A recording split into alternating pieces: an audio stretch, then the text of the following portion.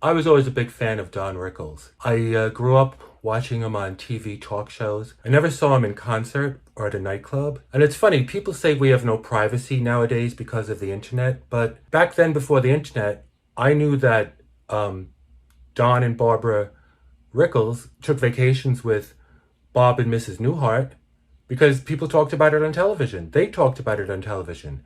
So it was a big treat for me when he stayed with us at the hotel. I remember him once saying that sometimes people were disappointed when they met him because they were waiting for him to insult them.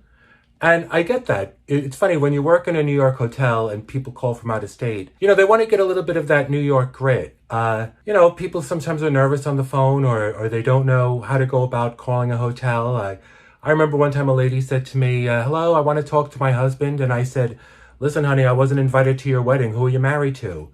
Loved it. They always want to get that little bit of New York attitude. So when Don Rickles was in the hotel, I said, oh my God, be on your best behavior so he doesn't, go after you. And I have to tell you this, he was the most gracious, polite, elegant, sincere guest I've ever spoken to while I was a telephone operator in a hotel. And my disappointment did begin to mount. I'm like, oh man, I'm not going to get, I don't know what you would call it, the Rickles treatment. And I actually thought, gee, should I provoke him a little bit?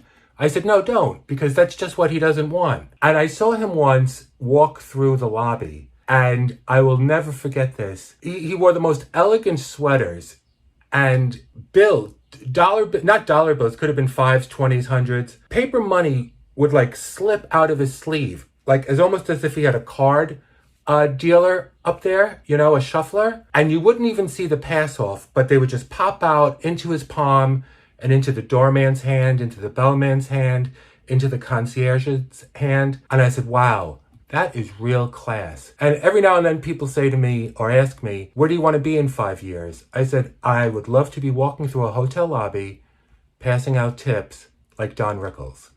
But here's my tip for you. This is his book.